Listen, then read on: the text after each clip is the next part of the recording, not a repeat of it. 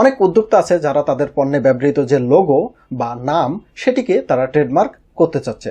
আবার অনেক উদ্যোক্তা আছে তারা তাদের দোকানের নামটিকে ট্রেডমার্ক করতে চাচ্ছে।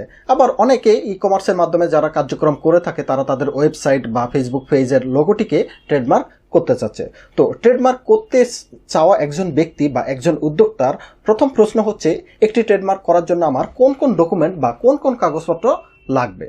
তো একটি ট্রেডমার্ক নিবন্ধনের আবেদনের জন্য কিন্তু খুব বেশি ডকুমেন্টের দরকার হয় না, এক্ষেত্রে খুবই সামান্য ডকুমেন্ট প্রয়োজন হয়ে থাকে। এর মধ্যে প্রথমটি হচ্ছে যে লোগোটিকে আপনি নিবন্ধন করতে চাচ্ছেন বা যে মার্কাটিকে আপনি নিবন্ধন করতে চাচ্ছেন ট্রেডমার্ক হিসাবে, সে লোগোটি আপনাকে দিতে হবে।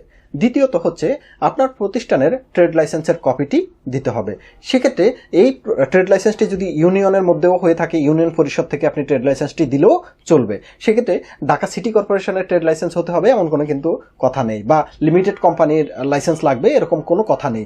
আপনি শুধুমাত্র একটি ট্রেড লাইসেন্স দিয়েই কিন্তু আপনার ট্রেডমার্কের নিবন্ধনের জন্য আবেদন করতে পারবেন।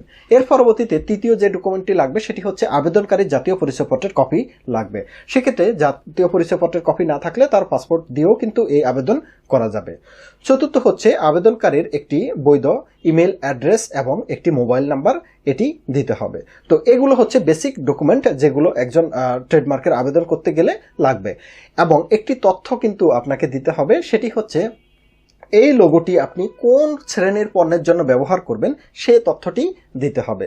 ধরুন আপনি চাচ্ছেন যে আপনার এই লোগোটি, যেমন আমার হাতে একটি রেড লিপ লেখা আছে, এটি কিন্তু ট্রেডমার্কের জন্য আবেদন করা হয়েছিল স্টেশনারি ক্লাসের জন্য, অর্থাৎ স্টেশনারি পণ্যে এই রেড লিপ শব্দটি ব্যবহার করবে। এখন আপনি যে লোগোটি ব্যবহার করতে চাচ্ছেন সেটি হয়তো আপনি ইলেকট্রিক পণ্যের জন্য ব্যবহার করবেন।